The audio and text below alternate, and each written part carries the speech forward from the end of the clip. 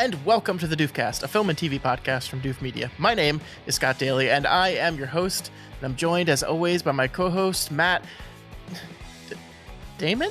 Matt Damon? Close enough.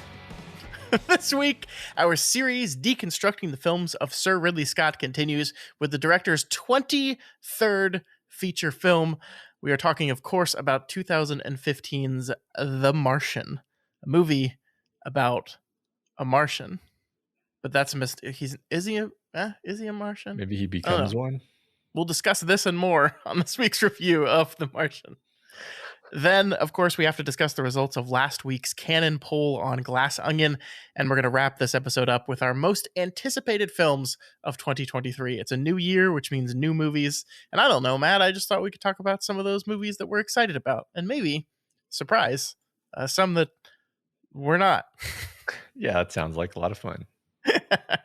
All right, let's get right into it and talk all about Ridley Scott's The Martian. This will come as quite a shock to my crewmates, and to NASA, and to the entire world. But I'm still alive. Surprise. Here's the rub. It's gonna be 4 years for another mission to reach me. And I'm gonna have designed to last 31 days. So I gotta make water and grow food on a planet where nothing grows. But if I can't figure out a way to make contact with NASA, none of this matters anyway. We've got an incoming message. Mein Gott. Mark Watney's still alive. Woo! In your face, Neil Armstrong. Matt, what is this movie all about? An astronaut becomes stranded on Mars after his team assume him dead and must rely on his ingenuity to find a way to signal to Earth that he is alive and can survive until a potential rescue. Once again, IMDb just cannot form an English sentence, but good try, I guess. I mean, at least it was accurate to what the movie is, but it was just not well written. Yeah. I want to diagram this sentence. That was remarkable, truly. This movie was written by Drew Goddard. It was, of course, directed by Sir Ridley Scott, and it stars Matt Damon and like a whole bunch of other people that are like really big name actors. But let's be honest here, it's mostly just Matt Damon.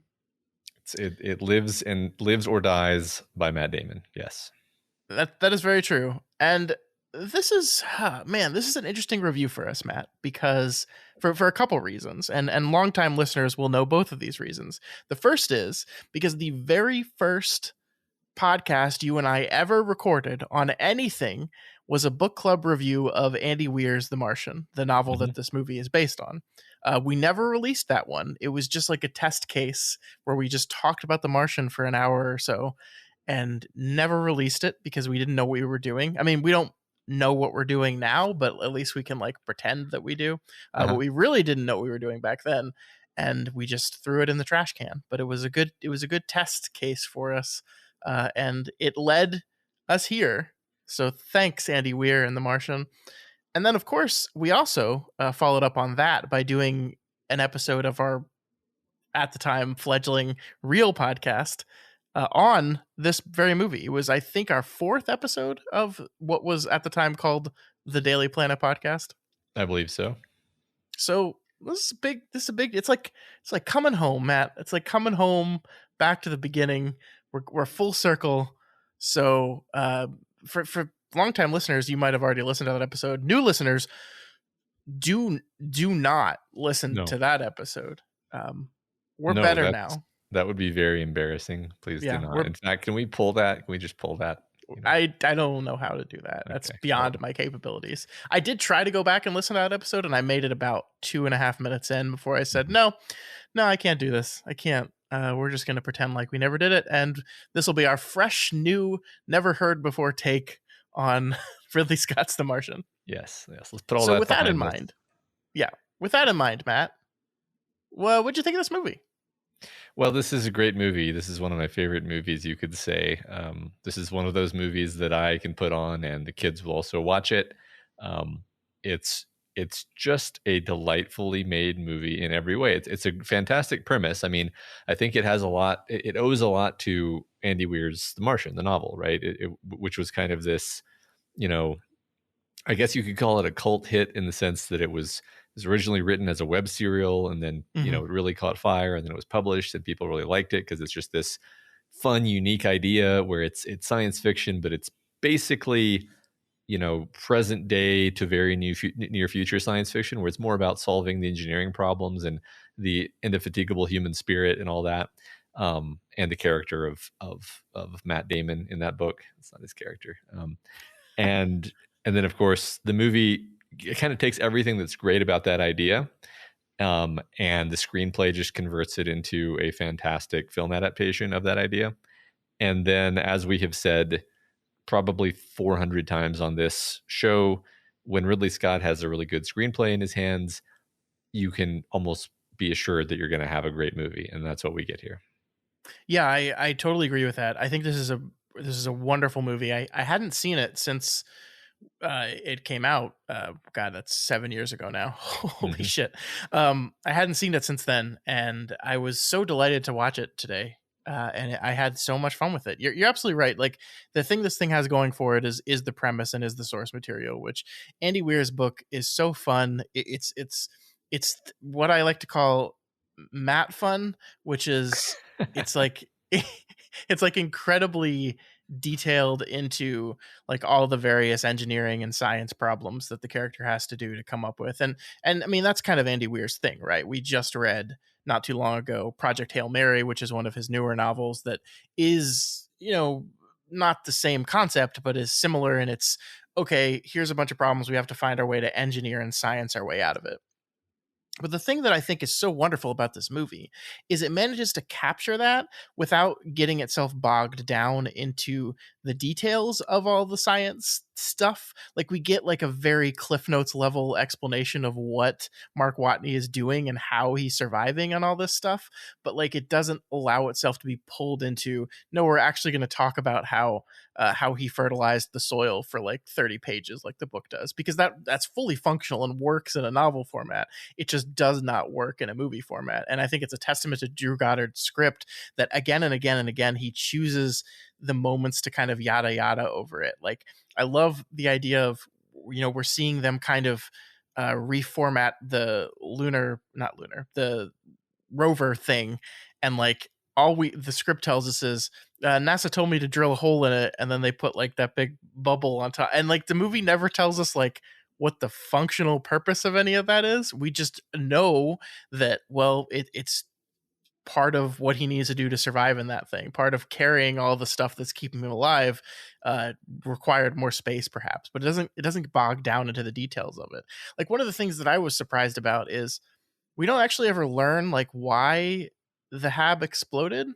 It just happens. Like, there's a whole, I'm and it's been a while since I read the book, so pardon me if I'm forgetting things, but I felt like there was like a whole big line of questioning in the thing of like how exactly that happened, of him trying to like diagnose and isolate the problem of what happened, and it just the movie's like, no, something went wrong, things exploded, and now everything's changed, and then we move on.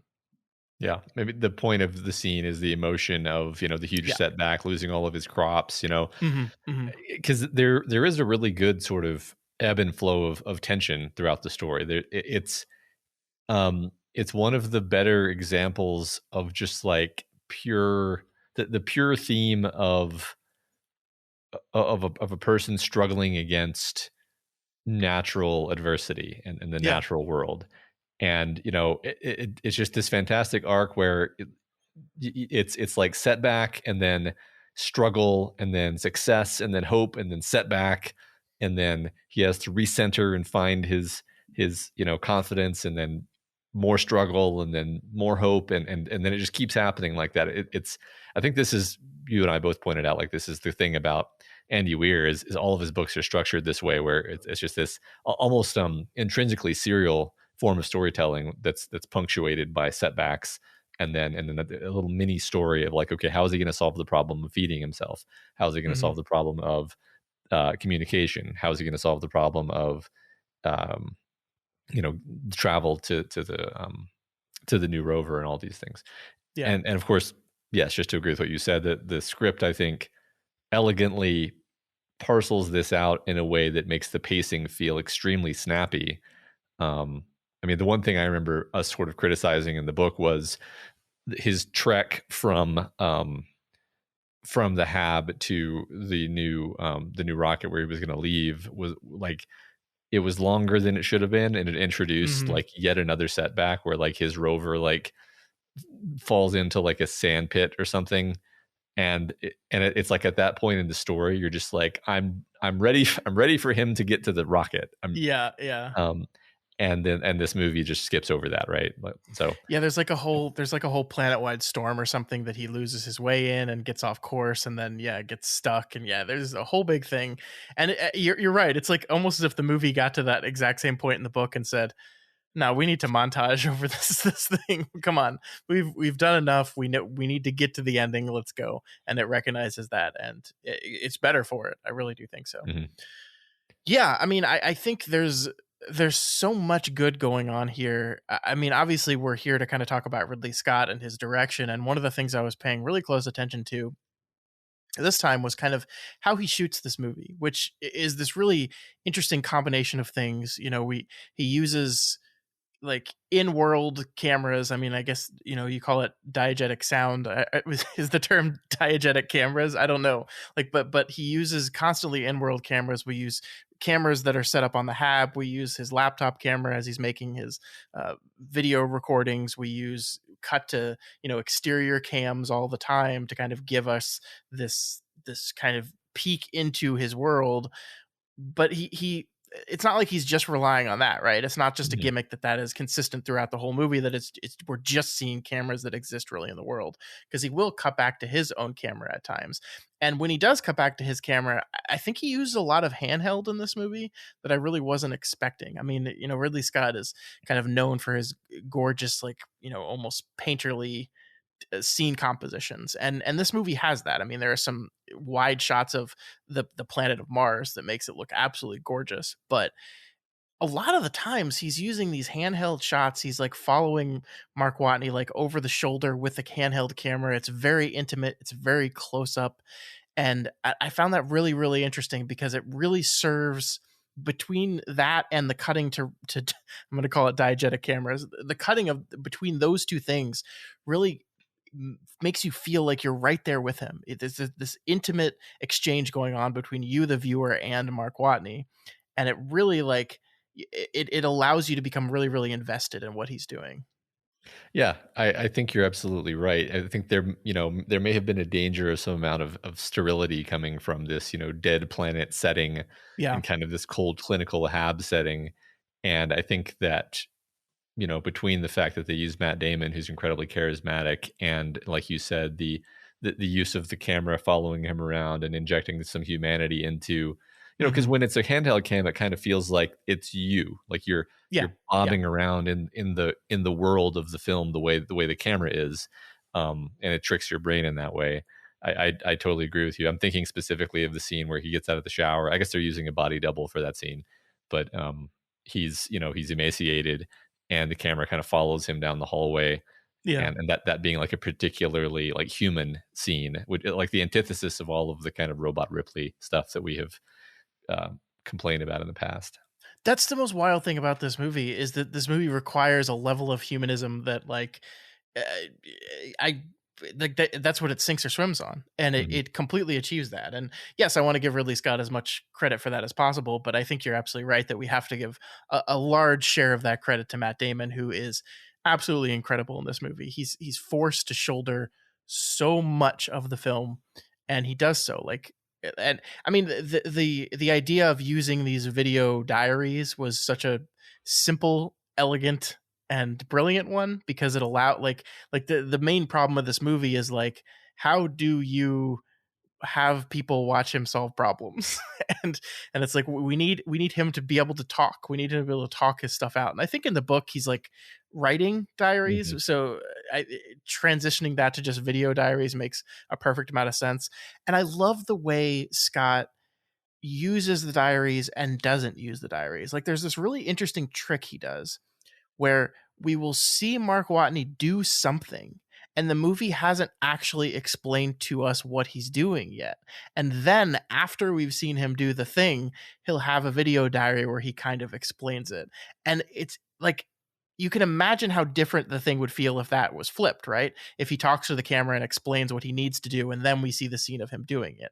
I don't think that would be as engaging at all. But because we do it the other way around, like we're kind of trying to solve a puzzle. We're like, okay, what's he doing with all this tarp? I don't understand. Where's he going? The movie allows it to play into that with some of the characters too, where the people are watching him from back from Earth from satellite photos, and they're like, where's he going? Why is he driving in this straight line? What's he doing? And we, the viewer, don't really know that either. We just see him point to something on a map, and then he goes. And so the movie kind of knows exactly when to leave us in the dark as far as what Mark is thinking, and then fill us in later. And I think that's a propulsive kind of mystery pull that pulls you through what you said earlier, which is just like a series of solve problem, find new problem, solve problem, find new problem. It's a really effective way of doing that, I think.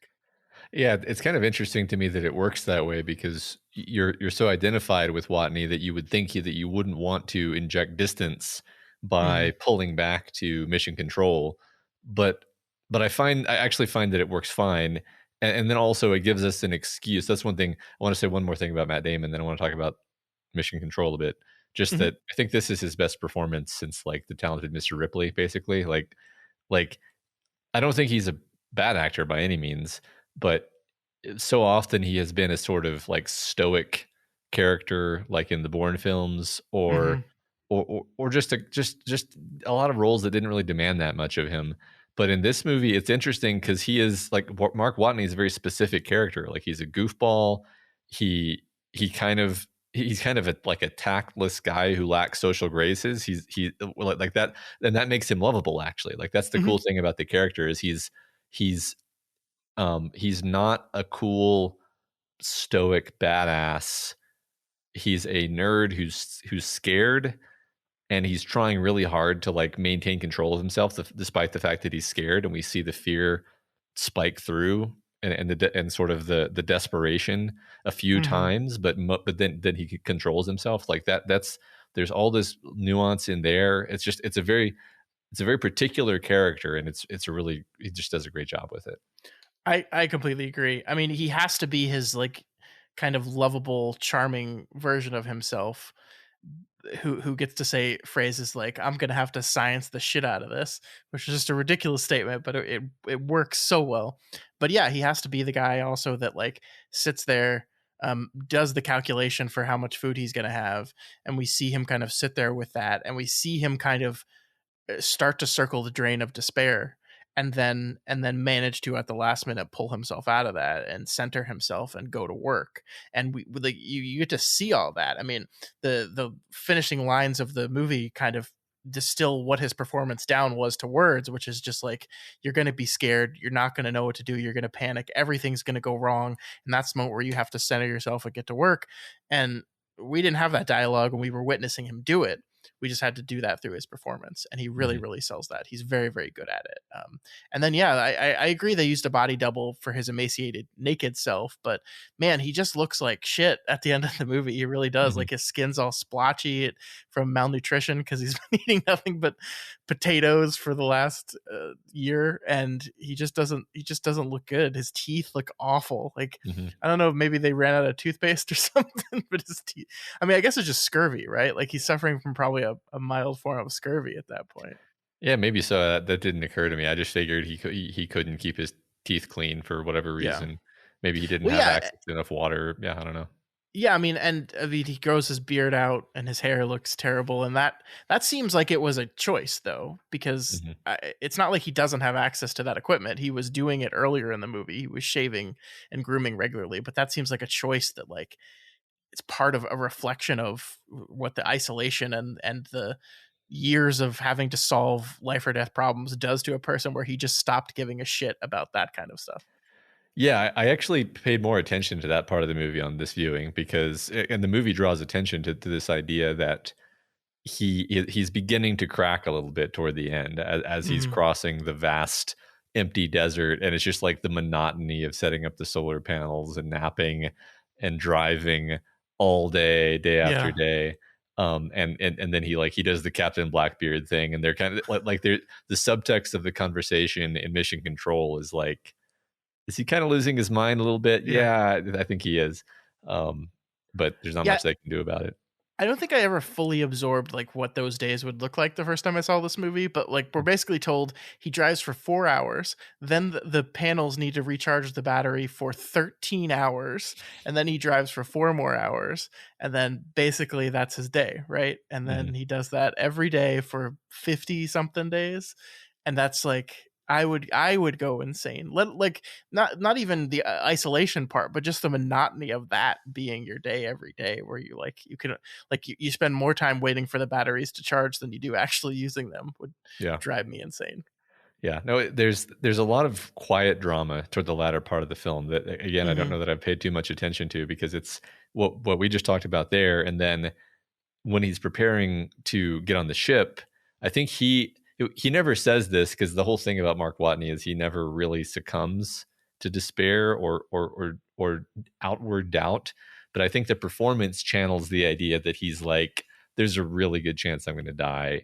I'm not gonna something's gonna go wrong with the rocket, or they're not gonna catch me. And so like I think the shaving and cutting his hair is almost partly like, one way or the other, I'm gonna look good. Either I'm gonna die looking good, or I'm gonna or they're gonna recover me, and I'm gonna be glad that I shaved my beard. But Yeah. I found it to be that for that reason, I found it to be more moving this time when he like actually, grooms himself for the first time.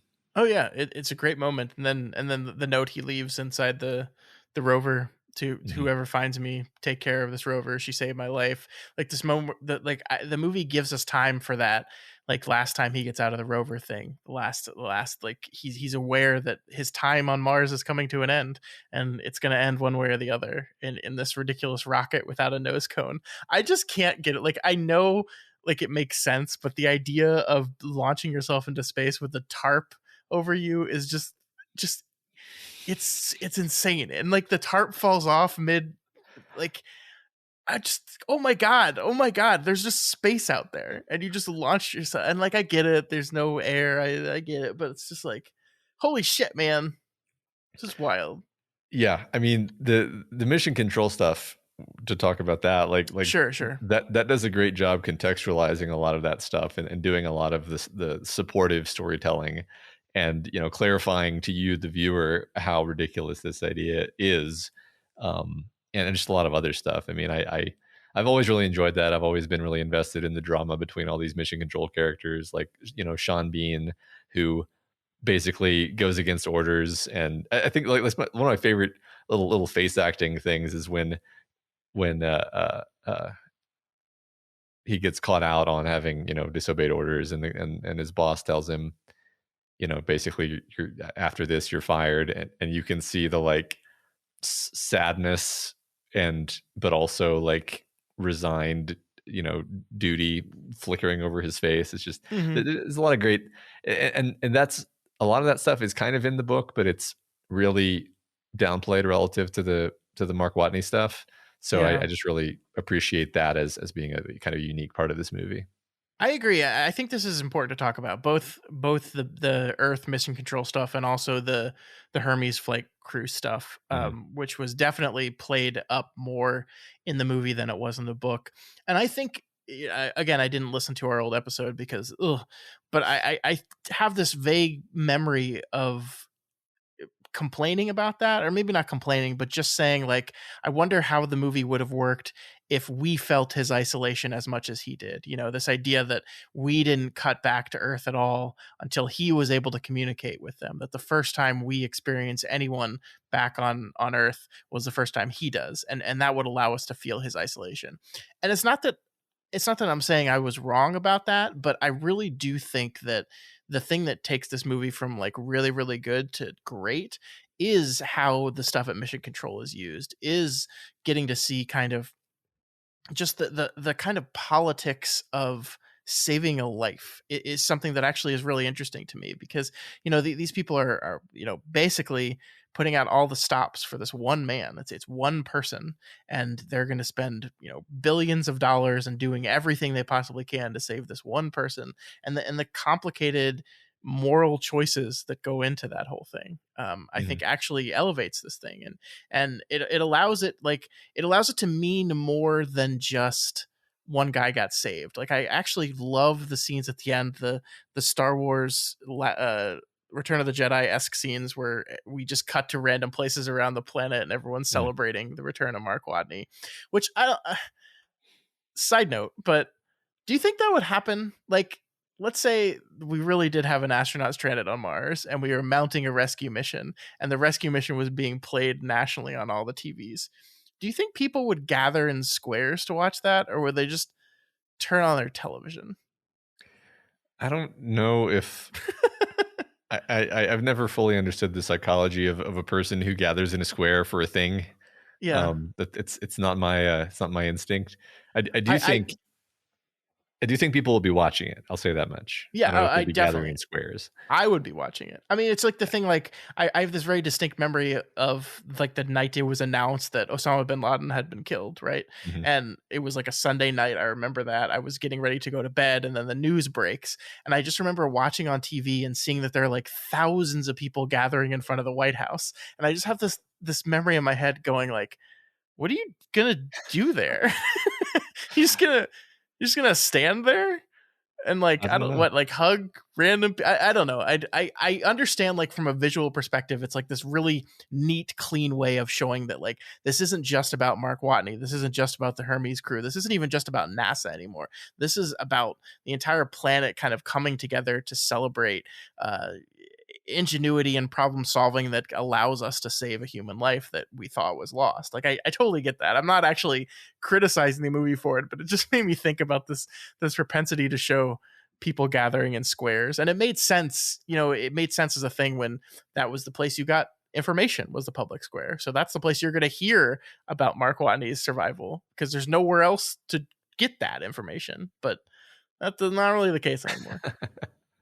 I admit that I did not think too hard about the fact that there were people in public squares. I just figured that I'm weird. I just figured that everyone who lived in big cities, instead of watching TV, they would just go out into the public square and watch it on the jumbotron in the square.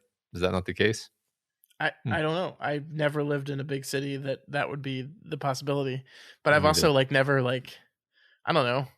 It's like something's happening, I got to go outside, and it's just never been a thing for me.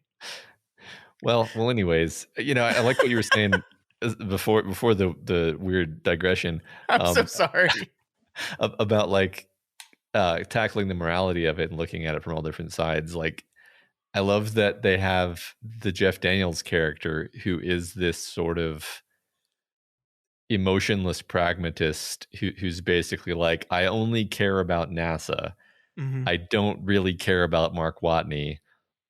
And they have to like manipulate him into the mission, sort of. But it's actually one of those movies that allows there to be space for the characters to have these debates, which I Yeah. appreciate. That it's like, what, are we really going to spend billions of dollars to save a life? Is that a really inefficient use of our money? And it's like, well, it's more about what this means. It's Yeah. the spirit of exploration and the human spirit, and it's not just about Mark Watney. Damn it, it's about our human need to explore, and this is just Yeah. it's a symbol for that. Yeah, I mean, just from a political perspective too, like the idea that like public perception of NASA will turn horribly if we're just leaving astronauts stranded on planets and until they starve to death. Like, I love the Jeff Daniels character, first of all, because I love Jeff Daniels and he's so good at being, on the one hand, like incredibly captivating and also just smarmy and fucking terrible, and he can do both of those things simultaneously. And Mhm. he's perfect in this role. He's absolutely perfect, and the people bouncing off him are great too. Chiwetel Ejiofor is really great. As you already mentioned, Sean Bean, who just bounce off him, and everyone has like I think the thing he says to him is, we're on the same team. We're trying to solve the same problem. And it's like, yeah, but you want to do it a different way. Like this big moral choice that's made to hide the survival of Mark Watney from the crew of the Hermes that's traveling home. They just kind of unilaterally decide that, this is things that you people don't actually need to know about. And like, there's certainly practicality to that, right? The logic, the rationale behind doing that is, well, they're still in space. It's very dangerous up there. They need to focus, and they will indeed immediately blame themselves for leaving him behind. We see that happen when they learn it, right? We see Jessica Chastain's commander character immediately take responsibility for it. But does that mean that they shouldn't have been told? I mean, I'm of the opinion, no, that you don't hide that type of information from people ever. There's no reason to do that. But the fact that the movie has time for that, like this is this is a 2-hour and 21-minute movie, which we were joking earlier today is like the Ridley Scott movie template. Like that's how long his movies are, and he edits them down to that exact time. But I think it uses this time valuably. I think getting to see parts of it, like getting to see this part of it, I think makes it better. Yeah, I totally agree. It gives you more to chew on than simply the survival story, which I think if it were just entirely focused on Mark Watney, if we never went back to Earth, if we never went back to the ship, it would just be, it would be the old man in the sea in space, which would be which might be really interesting, but it would be a very different movie, right? This is like a fun, upbeat movie. That's one interesting thing about it, right? It's got this disco soundtrack. It's kind of funny because if I recall correctly, the disco thing is in the book, which it is, yeah. In a book you're just like, okay, whatever. I mean, it's mildly fun, but in a movie, it's like, well, of course you're going to use that music in the movie, and it's going to give the movie this backtrack that's really very peppy and upbeat, and give that kind of flavoring to the whole film overall, and just make it a lot more fun and exciting and propulsive than it would otherwise be. It's so interesting because you're so right about the tone, and I love that. I can imagine like Ridley going to his producer and saying, all right, here's the 20 songs we need, and the producer being like, Ridley, this is going to cost us $10 million to get the licensing right for these songs. Do you really need these songs? Yes. 100%. Yeah. And he's right. It does. It's wonderfully diegetic, and then also like helps set the tone of this film, which is rather goofy. Like even in the serious moments, like the Iron Man moment is one of the best ones, right? That like he's they're have 20 minutes to solve this problem. This is it. He could just go flying into space and or orbit around Mars and then die. Like it's one of the most serious moments in the entire movie, and yet we interject him flying like Iron Man. And we can cut back between that silliness and then what I think is one of the most beautifully composed shots in the entire film is when they're actually trying to make final, like they're trying to catch him for, like she misses him. Jessica Chastain misses him the first time on that first intercept. He grabs onto the tether, and then they do this thing where they're like spinning in orbit around each other, right? They're spinning in like a descending orbit around each other, getting closer and closer, and the music is really paying up this thing, and you kind of know at that point that like it's kind of already decided that like he's gonna get caught. This is the way the movie's gonna end. The movie's not gonna end with Matt Damon dying, but like the way Ridley like films this, and like he's letting the camera spin as the characters spin, and they get closer and closer to each other each time, and we're cutting to straight on views of their faces as they're like frantically looking at each other, but just meters apart, and it builds and it builds and it builds to that final moment. And man, I got a little choked up. It's like a really effective emotional moment, and it's filmed just wonderfully, and it is a testament to how good this guy is. I mean, we've had such frustrations with Ridley Scott over the course of this project. We've had these movies where we're like, Ridley, what the fuck are you doing? This is dreadful. And then we have something like this, which is just so, I don't want to call it simple, because I think what he's doing here is actually really creative and complex, but it's just good movie making. Like it's just to the core good visual storytelling, and he does such a good job at it. It's like, here he is, here's my guy. Wow, do this more, do less Moses, do more of this. Yeah, right. And the my favorite detail about that scene is like when they're they circle in and then they collide, and then she like bashes her I think her chin, or maybe it's her forehead, I don't remember which exactly, but then she has this like scrape or this injury on her face for like the rest of the scene as they get back into the ship and everything. And it's just this tiny touch that's you could just not notice it. It's extremely minor, but it's basically just the kind of thoughtful touch that shows like she put herself on the line, and now here's the physical evidence that she was ever so slightly injured in the course of saving him, and like that's an externalization of her character, which is she's the one who was going to do anything to make sure that her crewman didn't get left behind, right? And Yeah. so the reason I bring up that tiny little detail is it's like that's the kind of thing that is throughout really all of Ridley's movies, even the bad ones. That's what's weird, is it's just like when the script is bad and then you have all of these little thoughtful details, it doesn't make it better. It's just like a really beautifully painted thing that is actually like an ugly subject matter. I don't know, some metaphor along those lines. It doesn't make it any better to have a genius filmmaker using a bad script. It makes it somehow, it makes it like just sad, actually. No, yeah, no, that's a really good point. And I still don't get it, man. Like I don't like, out of all the directors we've covered, out of all the episodes we've done, like that we could go back to back from Exodus, Gods and Kings to this. It is remarkable. And I think it is a testament to how important the scripting process is. I think that's the lesson of this whole experience for me. When we get done, and we got like a handful of more movies to go, the lesson for me when we get down to this is, if someone comes up to me and says, "Hey, the new Ridley Scott movie is out, you want to go see it?" My first response is going to be, "Who wrote it?"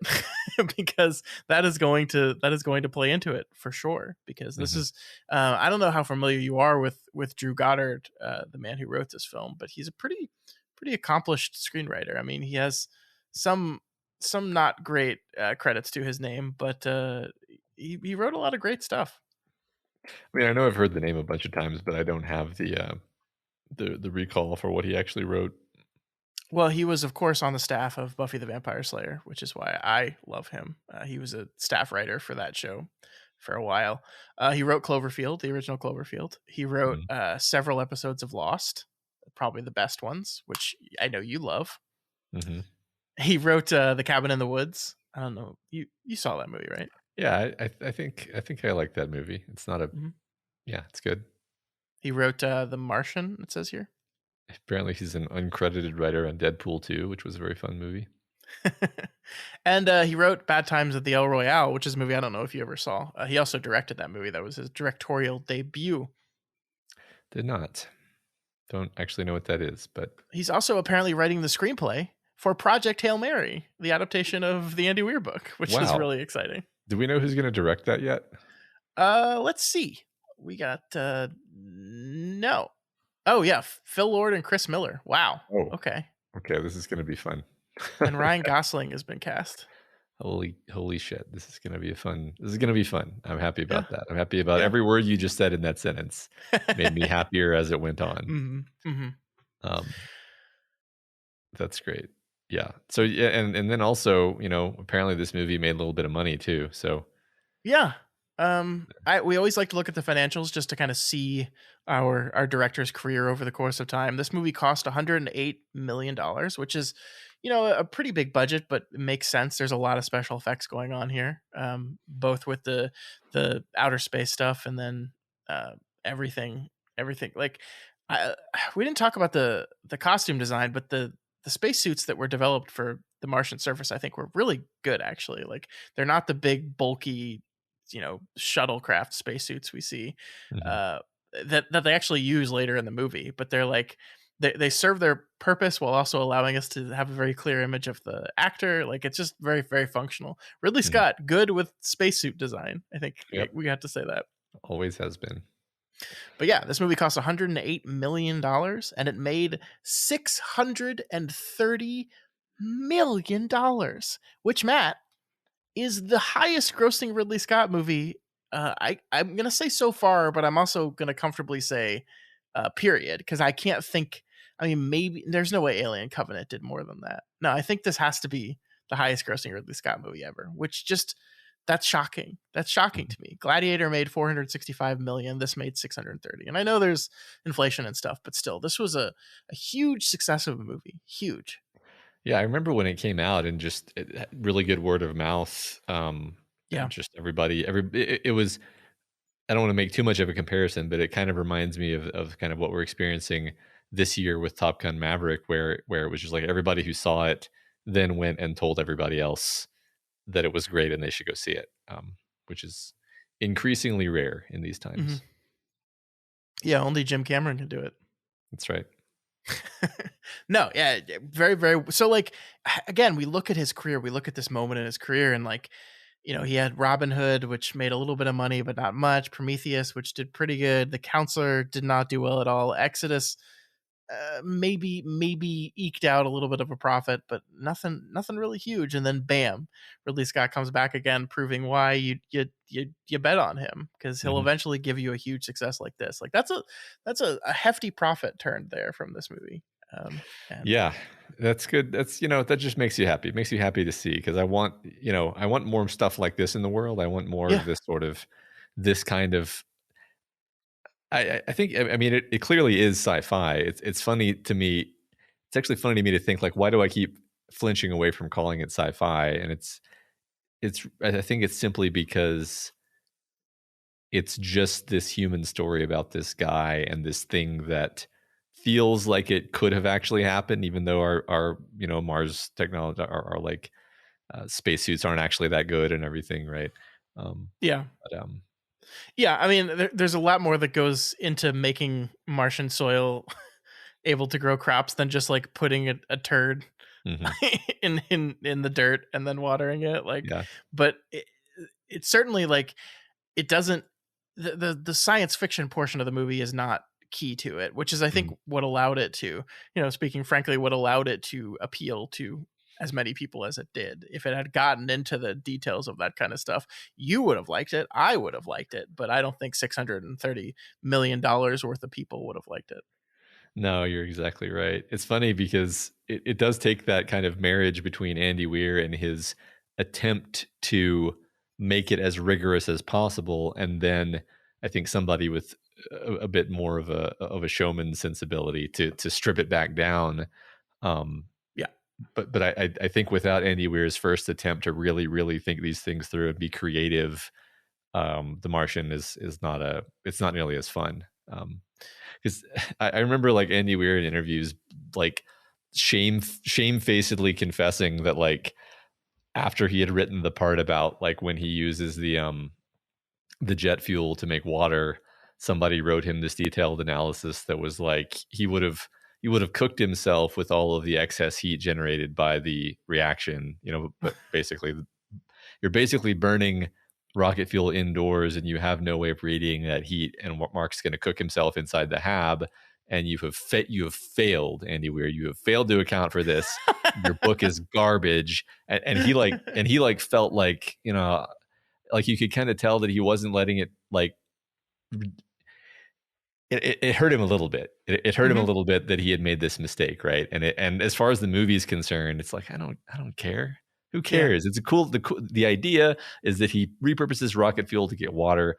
Basically makes sense. It's creative. That's fun. That's enough. Move on. I think basically makes sense is the ticket for this movie. Get some soil, put some poop in it, plant a potato, get some water, make like a greenhouse effect. Basically makes sense. Yada yada yada. Yeah, there you go. And that's all you need. You have people that are being explained to you by the movie as very, very smart people saying that all this stuff makes sense and it should work. And there you go. Mm-hmm. Who was your favorite random actor cameo in this movie? Because there are so many like random actors that show up in this thing. I mean, is that Kristen Wiig? Is that? Yeah, Kristen Wiig. Yeah, Kristen Wiig. Yeah, I think Kristen Wiig is great. Her kind of like sarcastic Kristen Wiigness going on in the background is always fun. Yeah, I can't think of anybody else off the top of my head. I mean, I really like Donald Glover randomly showing up as a super astrophysics nerd, Rich Parnell. That's so fun. Yeah. No, I agree. That's great. That's one of the great things about the movie is like he almost didn't even need to be in the movie, but they chose to put him in, and then they chose to kind of make that just like a fun sequence where he figures out how to solve the problem, and then he explains it to everyone, and then all these the movie never misses an opportunity to give you something fun and entertaining. That's what it is. Well, and I think it's a movie that wants to champion NASA and wants to champion, the people in the space program that make this stuff possible. And so it's not enough that we just show, hey, we got this astronaut and he's really smart and he's really good at problem solving, because astronauts are kind of by definition some of the smartest people in the world, right? Like you have to be to get to that level. But it's not just that. We want to show that everyone at NASA is doing this. There's people, there's people on satellite communications that's what the Mackenzie Davis character is doing, and she's really key to doing her part. And then we have the jet propulsion people doing their part, like Benedict Wong's character and that. And then we have just random astrophysics guys, coming up with their plans. And then we also show the Chinese characters. There are these scientists in the Chinese government that did not have to reveal that they've developed their own rocket technology that can help, but they chose to do it not out of, political or state manipulations, but really just as science to science, as scientists wanting to help other scientists solve their problem. It's definitely a movie, and Andy Weir's story as well is a book that really just wants to celebrate scientists and these programs and these discoveries and this ability to be presented with a problem and figure out a way to solve a problem. And I think it really accomplishes that, because I think you feel that at the end of it. Yeah, definitely. I think Andy Weir's strong suit is understanding how fun it is to watch someone problem solving in the name of the human spirit, the spirit of exploration, and sort of togetherness and unity. That's a huge theme in Project Hail Mary as well. Yeah, no, definitely. Which is why I look forward to that adaptation. It's gonna be great. It's gonna be great, Matt. Drew Goddard, Phil Lord, Chris Miller. I by the way, as we were talking, I was looking at this, and there hasn't been an update on this thing in a while, so I don't know how set in stone any of that stuff actually is, but we'll see. Becoming less happy. People like to announce stuff. Doesn't mean it always works out that way. Right. I remember we talked a while ago about Gore Verbinski's next film that we were so excited about, and it's like I haven't heard anything about that in like a year and a half. So, well. Spoilers for our most anticipated of 2023 list. It will not be on there because it's not coming out this year. Wah. Okay, well, that is The Martian. The next Ridley Scott film, Matt, on our list here is a little thing called Alien Covenant. So Ridley Scott takes this gigantic success with The Martian and says, I want to return to Alien once again, only this time we're going to drop the pretense that it's not related directly to Alien, and we're just going to put Alien in the title. We're gonna drop a lot of the pretense, you could say. Because it's just gonna be a slasher movie, which is oh boy, yeah.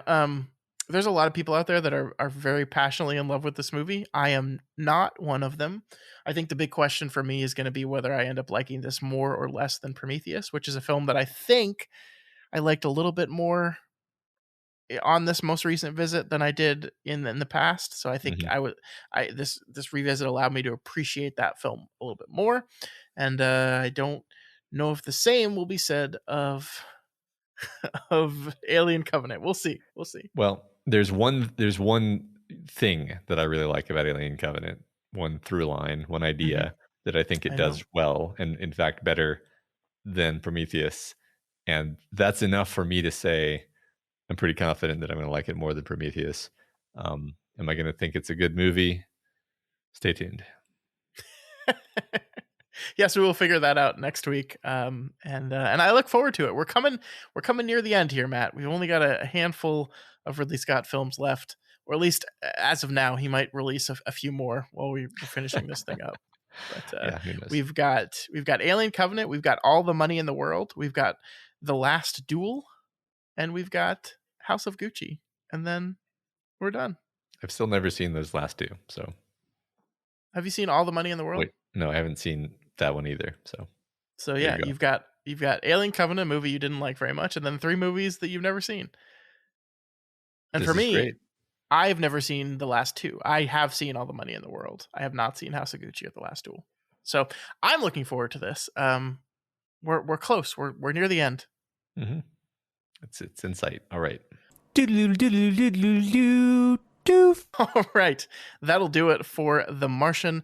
Matt, before we move on to our most anticipated films of 2023, we have to talk about one of the people's favorite films of 2022, which was Glass Onion, a Knives Out story. We did our canon episode on this last week. We decided, you and I, decided that we would not be voting for Glass Onion to get into the canon, but alas, it is not up to us. It was up to the people. So we put that vote out to the people. And you want to know what they did, Matt? What did they do? They disagreed with us, but barely. 51% to 49%, as close as it could possibly get. The people said, yes, Glass Onion should be in the canon. So we are now in an interesting situation where Knives Out, not in. Glass Onion, in. Fascinating. They contradicted our will. They did. Those bastards. We did get a lot of really interesting feedback about this movie. People, the people that voted yes for it really, really enjoyed it and weren't necessarily concerned about the timelessness of it. Although we had some comments that talked about how this is a movie that to them, quintessentially summed up what 2022 was. And I thought those were some really interesting comments.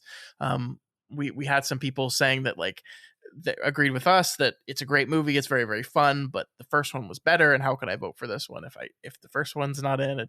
So I think a lot of people that voted no, I didn't see a person. Here's what I'll say. I didn't see a person in any of our comments or any of the feedback that was like, no, I didn't care for the movie. Not a good movie. I think every comment we got, even from people who voted no, were like, I really like this movie. I just don't think it meets the standard that I personally have set for what is a canon movie. So that's, not surprising, but interesting to see nonetheless.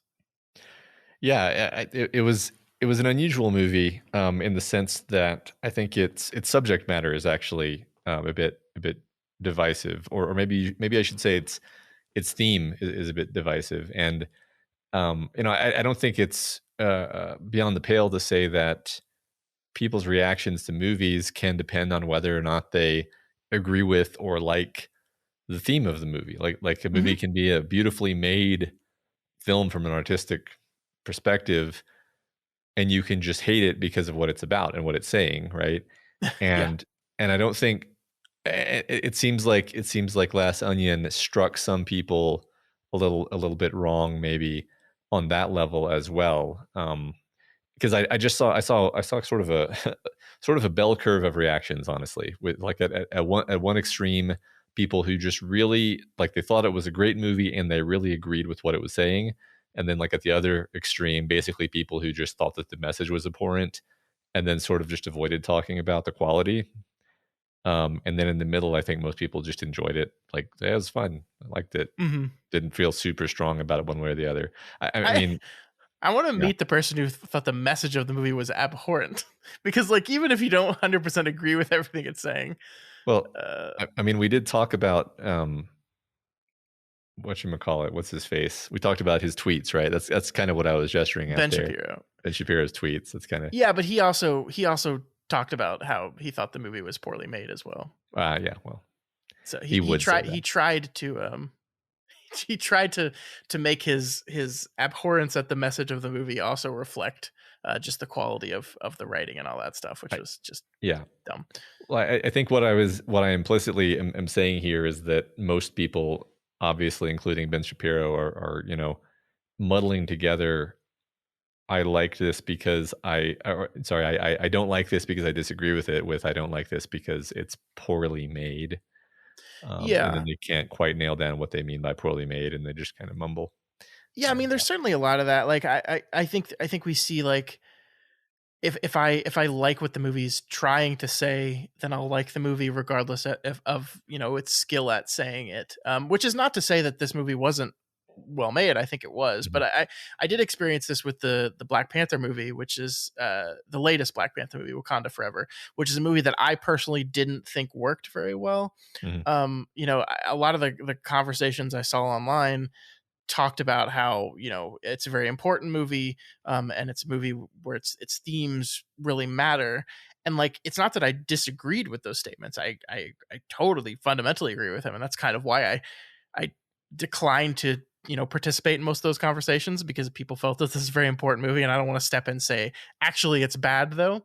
But it's like, you know, I saw people, you know, write out what they didn't like about the movie, and then the response was, okay, but look how important these themes are. Look how much this matters. Look at the importance of what this is saying, or what this is doing, or what this is demonstrating. And I was like, yeah, you're right, but you haven't really, like, you can tell important themes and just do a bad job at that still. And I think there was a movie that is trying to say and do a lot of very important emotional things, and I just don't think it fully got there in a lot of ways. Yeah. So and not even saying that Glass Onion is doing that, but it is whenever you have something that is trying to be so explicitly timely, it's going to trigger those kind of emotional responses, I think.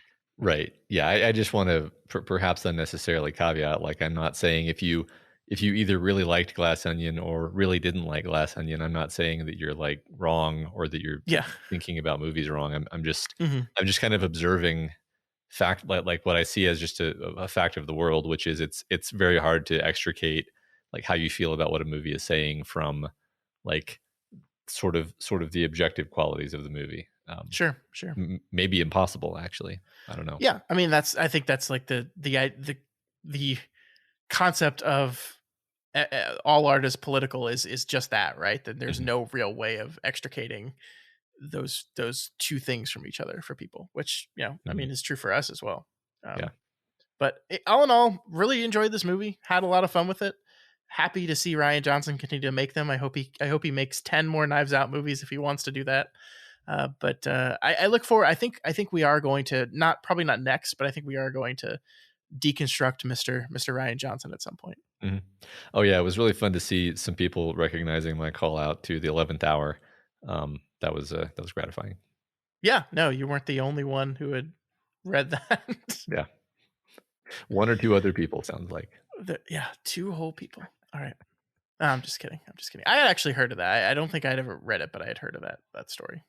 By 11th hour for Scott's son. Sorry. No, it's a good idea. Do. Okay, Matt, are you ready to talk about 2023? Are you ready to look forward to the future?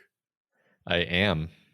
All right, so I think 2022 was a pretty okay year for movies. I mean, we had some great big examples of great movies, and then a lot of nothing in the middle of it. But I gotta say, looking at a list of movies coming out in 2023, I've got some anticipation here, and that's why we're gonna talk about that anticipation. So I think we've each picked 5 movies. We'll see how much we overlap. I might do some real-time audibles to make sure we don't overlap too much, because I know for a fact what at least one of your movies is going to be, and I suspect that I will have accurately predicted more than one of those movies. But why don't you go first, Matt? What is your first most anticipated movie of 2023? As in the number one most anticipated, or? Yeah. I mean, did you put them in order? If you put them in order, then count down to them. No, forget about it. I'm just gonna. I can't stop myself. I'm obviously most looking forward to this Dune Part 2, the second half of Dune. I mean, like, for anyone who has listened to us for any length of time knows all of the reasons. Dune super fan, Villeneuve super fan. First one was great. It's gonna be great. It just is gonna be great. Like, there's not even like a question. It's like, yeah, I can't wait for this amazing thing to happen, which I just know is gonna be great. So yeah, I mean, it's really interesting because, you know, going into the first movie, I think I was optimistic but worried. You know, it's like, because it's Dune. You know, it's Dune. How like. And then, you know, obviously the final product we got was really, really good, and you and I were happy with it, and a lot of people were happy with it. And so, like, going into this movie is less concern and more just excitement that, like, he's going to finish this thing. And I'm not worried about it at all. It's going to be great because he knows what he's doing. He earned it with the first movie, and now he gets to stick the landing, and it's just very exciting. I agree. What about and you? they've cast a whole bunch of like exciting people. Austin Butler is going to be in this movie. Florence Pugh is going to be in this movie. Christopher Walken is going to be in this movie. There's new characters that they've cast for this one, and they're all great. I'm very excited. Me too. Yeah, it's this the cast is already ridiculous, and then Christopher Walken, just toss him in there. Why not? Yeah, It's great. All right, my film actually shares a cast member of the film that you just picked, because I am picking Knock at the Cabin, which is M. Night Shyamalan's newest film. It comes out, I believe, in February, so just a few weeks away, actually. And this is a film that was adapted from a novel by Paul Tremblay called The Cabin at the End of the World. It looks wonderfully M. Night Shyamalan. Weird and wonderful. It has Rupert Grint in it, aka Ron Weasley from Harry Potter. It has Dave Bautista in it. That's the match with Dune. It has Jonathan Groff in it. It looks so M. Night Shyamalan. Like I'm so wonderfully excited for this weird as shit looking movie. I can't wait. Looks really uncomfortable, actually, from the trailer. Yes, it does. I'm sure it's going to be great. I'm going to get on my soapbox and complain a little bit here, because one thing I've seen about this is there's a lot of people on Twitter that are like very mad at the marketing of this movie, because everything is being played up that this is a M. Night Shyamalan film with a screenplay by M. Night Shyamalan, and no one is saying this is based off a book adapted by Paul Tremblay.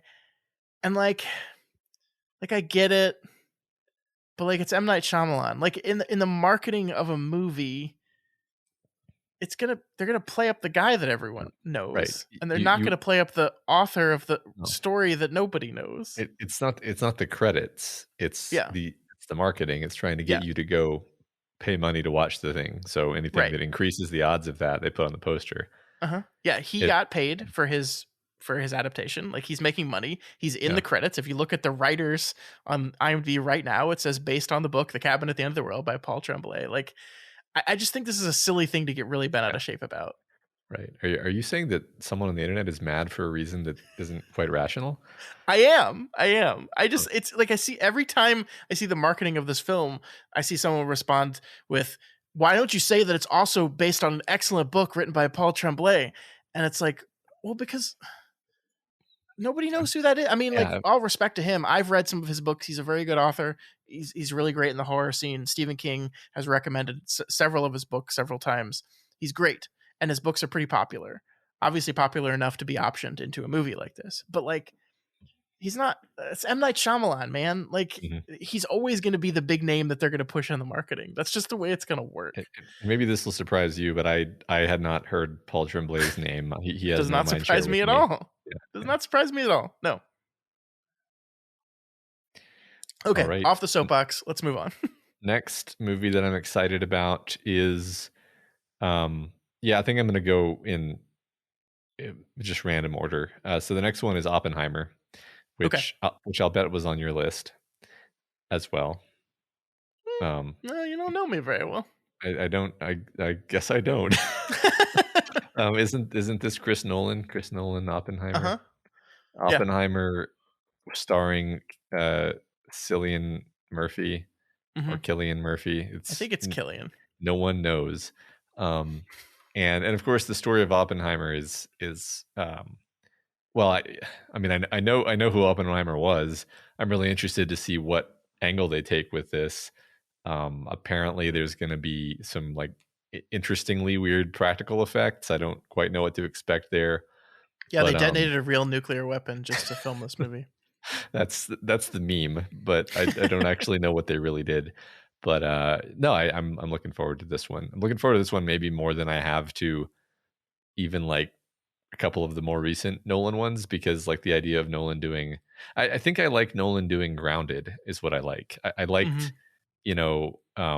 Dunkirk like a lot. Like so I'm just I think he's going to do a good job with this. I did not like Tenet. And I think my dislike of Tenet has kind of hurt. I mean, I've never been like the biggest Nolan fan in the world, so that's probably why this did not make my short list. I'm certainly going to go see it, and I'm really interested in it.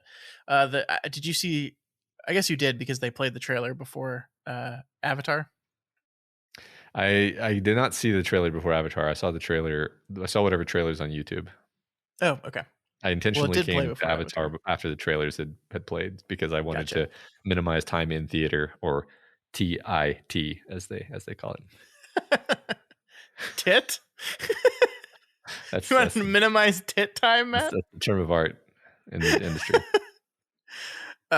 Yeah, it's a really fascinating trailer. I think it is going to be very visually interesting. Like Nolan is going to do some weird shit with it, and hopefully it's good. Yeah, that's my number 2 or whatever. My number 2 is a movie called Asteroid City. Have you heard of this film, Matt? Not at all. Asteroid City is one of 2 Wes Anderson movies coming out this year. He has 2 movies coming out this year. The first one, Asteroid City, is supposed to come out. They haven't given it an official release, but it's supposed to come out about mid-year, June, July timeframe. And then he has a movie going straight to Netflix based on a Roald Dahl book that's going to be at the end of the year. But this one is a Western, a Wes Anderson Western with... Now, we know Wes Anderson has like ridiculous casts, right? Like he's just like the amount of talent. But let me just read this cast list to you.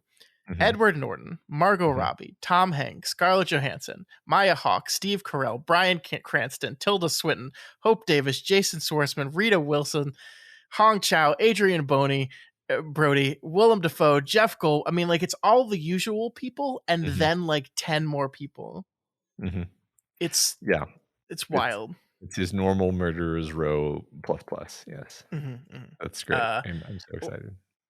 Wes Anderson is wonderful. I loved The French Dispatch. I think we did an episode on that movie that I liked really a lot. I thought we did a really good job talking about that movie. So if you haven't checked that episode out, go back into our archives and listen to that.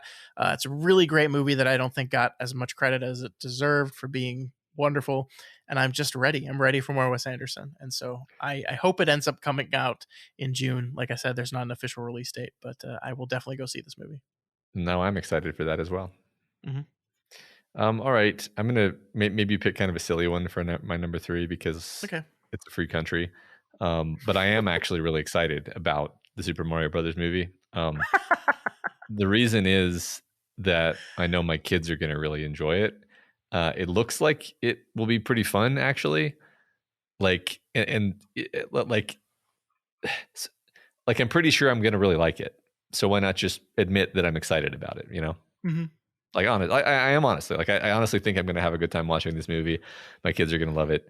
It's going to be great. You know, I think that's fair. The trailers look pretty good, actually. And I am not part of team Chris Pratt. What are you doing? I'm part of team Chris Pratt is a really good voice actor who's successfully been a voice actor in many other beloved properties, and why would he not get cast in this? Yeah, no, I love the like making fun of the idea of Chris Pratt as a voice actor when he was in the Lego movie, to just name one, which everyone loves. So yeah.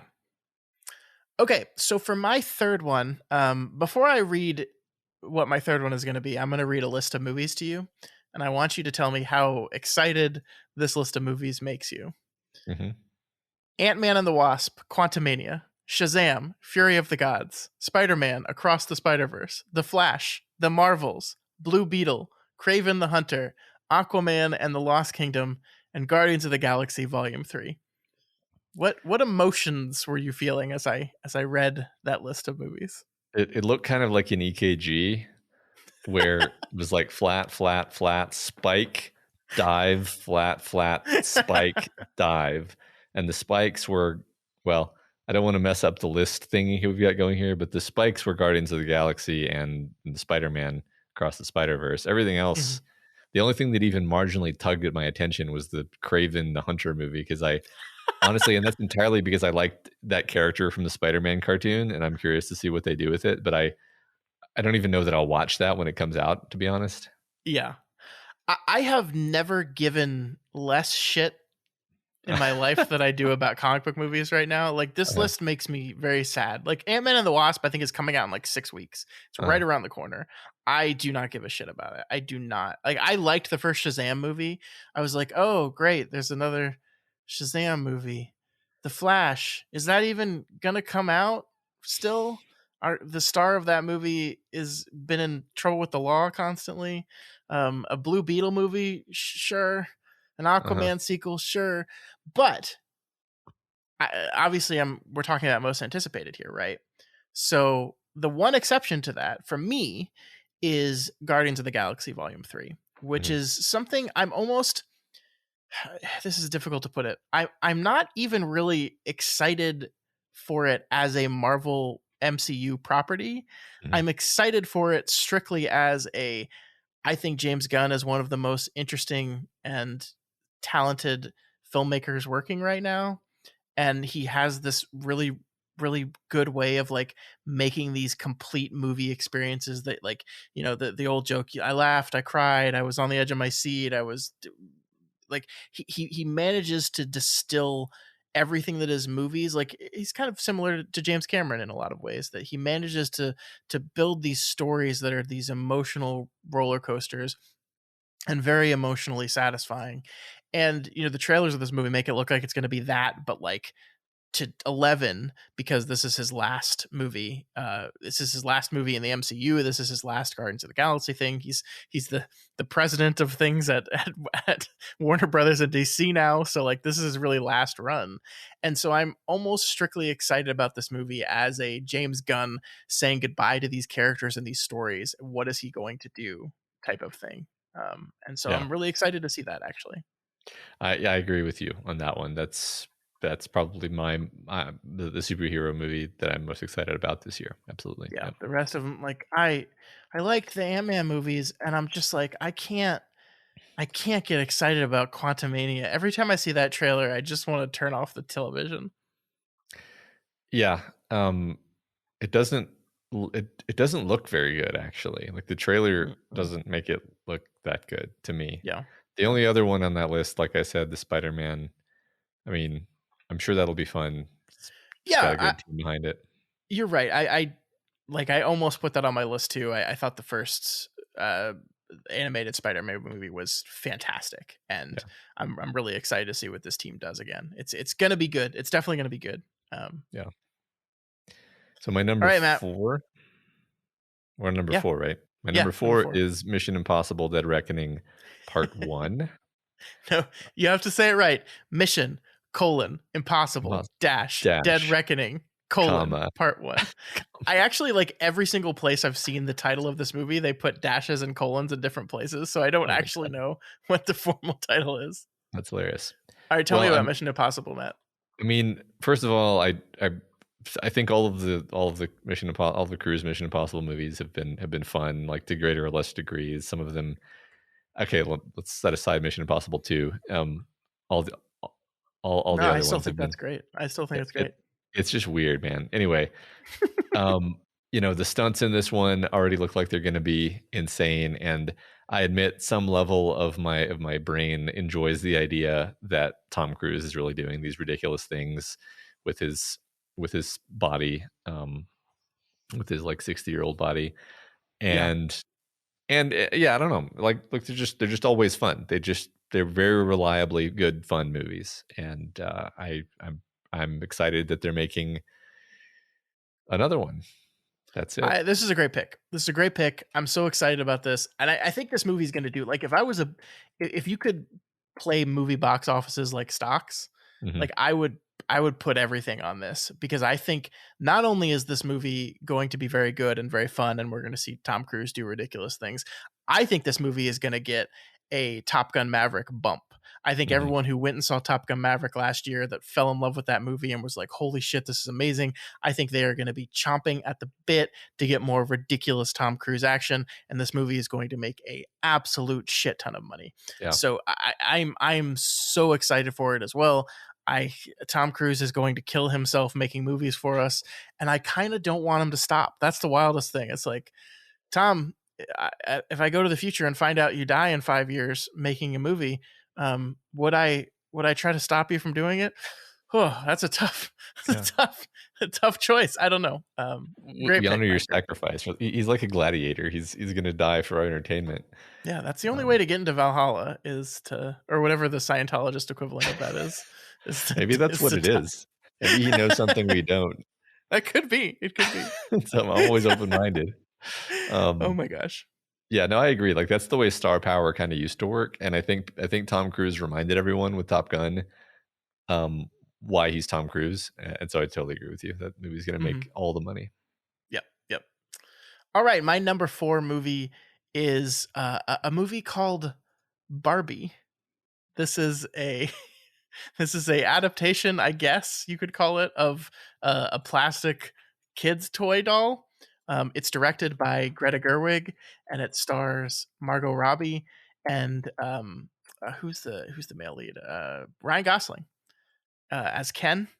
And I am so absurdly excited about this. I have barely any idea of what it is, other than we got a trailer very recently that was just aping on the 2001 opening scene, except with a Barbie doll.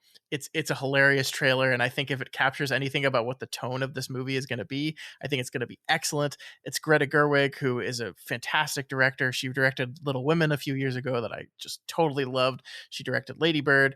Like this is a woman who is like at the top of her game right now, and I can't wait to see what she comes up with this wild fucking movie that I'm just so excited about. So I don't have a lot to say about it because I know so little about what it is, but what I do know has filled me with excitement. So I'll just say at this point that was my last pick. Okay. All my other honorable mentions were also on your list, so I'll just say that we both agree on Barbie as our last pick. I mean, for me, it's that Ryan Gosling has never really let me down in terms of picking really interesting things and doing interesting things with it. Yeah. And the movie looks wild, and I am sure whatever it is, it's going to be really delightful. Yeah. And I think The Nice Guys proved that Ryan Gosling is actually a really, really talented, gifted comedic actor. So like he could be phenomenal in this as Ken. Like I can't wait, man. It's going to be so good. Yeah, I agree. So I'll put Barbie down as your 5th, and I guess I'll take another 5th, I guess. Oh, okay, sure. If you have another, yeah. Well, so honestly, like I brought out a list of 10, and if you said them, I was just shifting my list around because some of the ones you picked definitely were on my list. Like Mission Impossible was definitely on my list. Because I had a list of 7, and then yeah, they were all on your list. So anyway, yeah. So the one I'm going to pick is a movie that I guess shouldn't surprise people, but I'm going to pick Creed 3, which is the 3rd film in the Creed franchise that is a spinoff of the Rocky franchise, which is my favorite movie ever. This movie is directed by Michael B. Jordan. It's his directorial debut. I don't know how this is going to be. I loved the first Creed, absolutely loved it. I liked the second one. Okay. We'll see. I think this is one where there is going to be no Rocky Balboa in it at all. I don't think Sylvester Stallone is involved in this movie at all, which is, I mean, as a Rocky fan, is a little disappointing, but I also understand like the need for this franchise to move beyond Sylvester Stallone if they want to keep making films in it. So I don't know. It stars Michael B. Jordan, who's, as we said, is directing. Jonathan Majors is going to be his opponent in the ring, who's another actor I really just love the hell out of. So I'm really hoping it's going to be really, really good. The trailers looked pretty good. I'm excited. I love boxing movies in general. I love Rocky movies especially. So I'm all in on Creed 3. Definitely going to go see it. Awesome. Yeah. I think I guessed that was going to be on your list. So, yeah. So that's our list. I think there's some honorable mentions. Just I want to go through real quick, just to note that these movies are coming out this year as well. Okay. Speaking of Ridley Scott, his movie Napoleon is supposed to come out this year. I don't think it has a release date yet, but it is supposed to come out sometime this year. His big Napoleon epic that he's been working on for a while. So we'll see how that one does. John Wick Chapter 4, which, maybe a few years ago would have made it my list, but I don't know. I'm just kind of, I feel like the John Wick movie was really, really good. And I'm just like, maybe I'll stop making these now. Yeah. I'm just kind of tired of it, but I'll say that and then I'll go see John Wick Chapter 4 and I'll be like, nope, more. That's great. Love it. Yeah, I don't even think I saw the third one. Mhm. I think there's something about the formula that just doesn't strike me quite as hard as it maybe would have when I was younger. Sure. There's a Wonka movie coming out with Timothée Chalamet as Wonka. Don't know much about it other than that. The new Fast and the Furious movie, Fast 10, is coming out this year. Can I admit something to you, Matt? Uh-huh. I still haven't seen the 9th one. Me, the big Fast and the Furious fan, couldn't see it in theaters because of my baby. We tried to put it on like HBO Max one day and we got distracted 10 minutes in and realized we weren't watching it. So I still don't watch that movie. Well, I certainly haven't either. That's just so many Fast and Furious movies. Yeah. Killers of the Flower Moon is a Martin Scorsese movie that's supposed to come out this year. I think it's a Netflix film that they've spent just an ungodly amount of money on, similar to The Irishman. And then Renfield. Renfield, a movie which trailer just came out today. It's about Dracula's servant, Renfield. Dracula in this movie is played by Nick Cage. It looks just delightful. Oh, wow. Yeah. This just rocketed to the top of my list. I think Renfield is played by Nicholas Hoult. It looks pretty good. So there's many more, but that's just a little sampling, and of course our 10 most anticipated there. Man, it's gonna be a good year. I'm excited. Me too. But I think that's gonna do it for us this week. So if you have any opinions on what we talked about with Glass Onion, if you have any opinions on The Martian, or if you just want to share your top 5 most anticipated movies of 2023, you can reach out to us via email at doofmedia.com. doofmedia@gmail.com. You can reach out to us on Twitter @doofmedia, or you can contact us via our subreddit, that's r/doofmedia, where you will find a thread for this episode to chat about it. Yeah, if you're not already subscribed to the Doofcast, then please subscribe and ensure you never miss an episode. You can find us on Apple Podcasts, Stitcher, YouTube, Google Play, and pretty much anywhere else podcasts can be found. And if you like what we do here and want to support us, consider becoming a patron of Doof Media. You can head on over to patreon.com/doofmedia and fund us at any of the available levels. There are a bunch of cool bonus features. We just did a Doof After Dark episode this past week, which is open to all patrons, where we just kind of talked about the state of our company, our podcasting suite, and what we want to do going into the future. So if you are a patron, you should check that out. If not, now would be a great time to jump in and listen to that.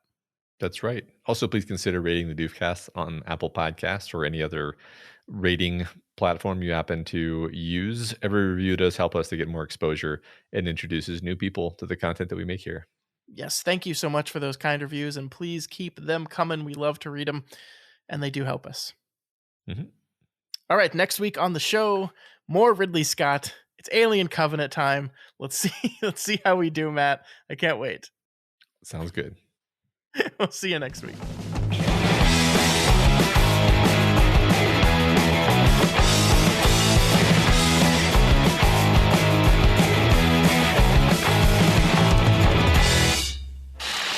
My name is Doof, and you'll do what I say. My name is Doof, and you'll do what I say.